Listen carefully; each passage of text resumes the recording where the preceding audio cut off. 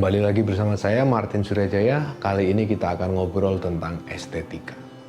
Estetika biasanya diartikan sebagai kajian tentang keindahan. Istilah estetika sendiri sebetulnya punya begitu banyak arti. Sebagian mengartikannya sebagai kajian tentang keindahan, sebagian lain mengartikannya bahkan sebagai usaha untuk mempercantik diri. Sebetulnya kalau kita melihat sejarahnya, kata estetika sendiri itu bermula bukan dari kajian tentang seni ataupun keindahan. Penggunaan istilah estetika berakar pada suatu kata Yunani, aesthesis, yang artinya pencerapan indrawi. Jadi para pemikir sejak masa Plato sampai dengan Immanuel Kant di abad ke-18 mengartikan estetika rata-rata sebagai kajian tentang proses pencerapan indrawi itu. Karena itu estetika semula merupakan bagian dari kajian epistemologi, kajian tentang asal-usul dan prinsip dasar dari pengetahuan manusia. Peralihan pengertian estetika baru terjadi di sekitar abad 18, khususnya dengan pemikiran salah seorang tokoh estetikawan pertama, yaitu Alexander Baumgarten. Tapi terlepas dari penggunaan istilah yang berbeda itu, sebetulnya wacana tentang kesenian atau keindahan itu sudah ada sejak lama, sejak masa Yunani paling tidak. Tradisi pemikiran yang berkembang sejak masa Yunani sampai dengan abad pertengahan dan bahkan sampai dengan era modern, biasa mengartikan keindahan sebagai satu sisi dari sebuah segitiga konseptual, yaitu sebuah segitiga yang mempersatukan ide tentang apa yang indah, apa yang benar, dan apa yang baik. Bonum, verum, fulcrum. Bonum adalah kebaikan, verum adalah kebenaran, dan fulcrum adalah apa yang indah. Ketiganya untuk waktu yang sangat lama dianggap sebagai tiga sisi dari satu realitas yang sama. Kajian tentang estetika juga biasanya tidak hanya sepenuhnya dirumuskan dalam bentuk wacana rasional.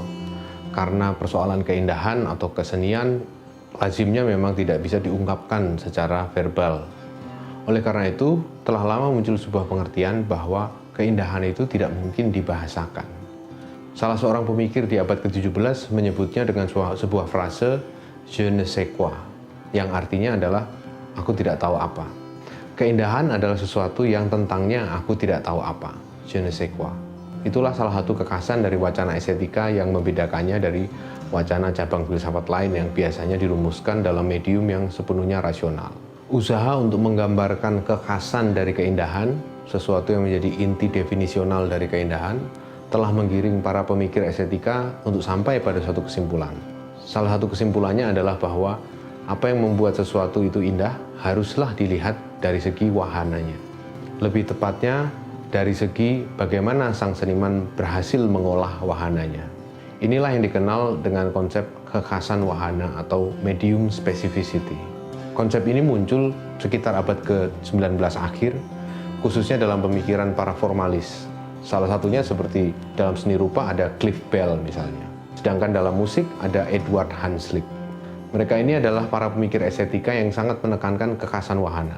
Mereka melihat bahwa indahnya sebuah lukisan haruslah dilihat murni dari segi aspek formalnya, dari segi bagaimana si seniman itu mengolah medium gambar itu sendiri. Jadi suatu lukisan itu indah bukan karena dia menggambarkan suatu keadaan yang ideal, suatu tatanan yang menyenangkan misalnya, tetapi lukisan itu sendiri sebagai wahana dua dimensi telah berhasil mengolah kekhasan wahananya dengan mengoptimalkan peran dari ritme dan warna, komposisi pada umumnya. Demikian pula dalam musik.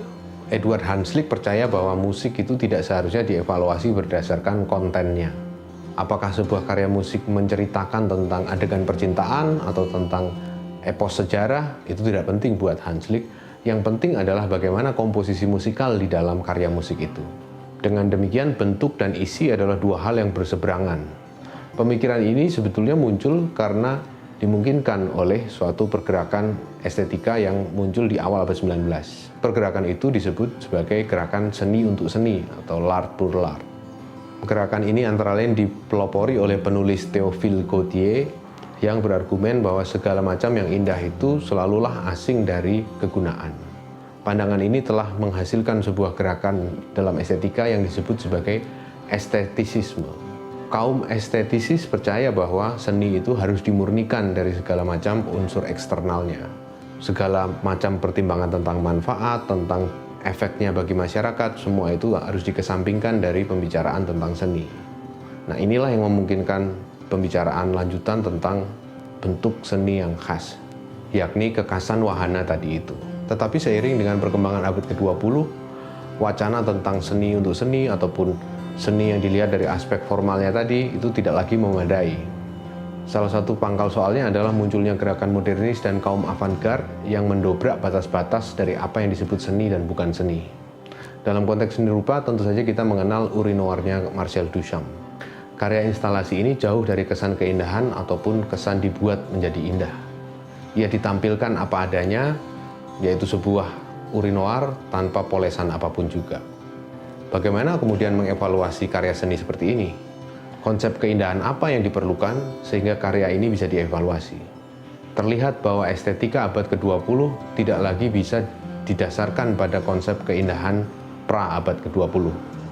Apa yang dikejar oleh Duchamp atau para perupa lainnya bukanlah keindahan dalam pengertian pada umumnya.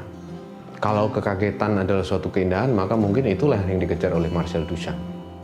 Tidak memadainya estetika formalis kemudian mendorong munculnya berbagai macam pemikiran estetika yang lain. Salah satunya adalah pemikiran tentang konvensionalisme. Bercermin dari karya-karya pop art di era 50-60-an, Arthur Danto mengembangkan suatu estetika yang dikenal sebagai konvensionalisme. Ini adalah sebuah pandangan di mana keindahan dari karya seni atau bahkan status sebuah karya seni itu sendiri tidak ditentukan oleh sifat-sifat inheren dari objek yang dipamerkan, tetapi dari eye of the beholder atau mata si pemirsa atau pembaca atau penonton. Ini bukanlah subjektivisme, melainkan intersubjektivisme. Artinya, suatu karya itu menjadi karya seni bukan karena dia dianggap karya seni oleh seorang, tetapi dia dianggap sebagai karya seni karena banyak orang bersepakat bahwa itulah memang karya seni.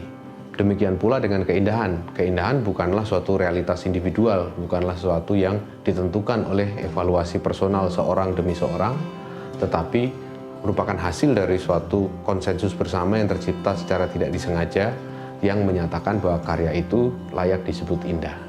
Dibaca dalam perspektif ini, maka urinoir yang dibikin oleh Duchamp itu bisa disebut sebagai karya seni karena dia telah menjadi bagian dari tradisi seni rupa modern. Dan juga pada masa ketika dia dilahirkan, semua otoritas seni dalam arti institusi seni menyatakannya sebagai atau menganggapnya sebagai karya seni. Estetika kontemporer tidak hanya berurusan dengan masalah apakah sesuatu itu seni atau bukan seni, atau bahkan sesuatu itu indah atau bukan indah, tetapi juga membahas lebih jauh lagi tentang hubungan antara seniman dan dunia di sekelilingnya, antara seniman dan yang bukan seniman. Dalam sejarah pemikiran estetika abad ke-20, pembedaan antara seniman dan bukan seniman itu semakin lama semakin ditinggalkan. Karena seniman dan bukan seniman tidak lagi bisa dibedakan, maka pada dasarnya semua orang itu adalah seniman. Oleh karenanya, tugas seorang seniman bukan lagi menciptakan karya seni dalam pengertian konvensionalnya, tetapi menciptakan hubungan-hubungan sosial yang baru, relasi-relasi yang baru. Ini adalah pandangan inti dari estetika relasional yang tumbuh sekitar akhir atau peralihan abad 20 ke 21. Oke, begitu saja dulu uraian tentang estetika. Sampai jumpa lagi di video berikutnya.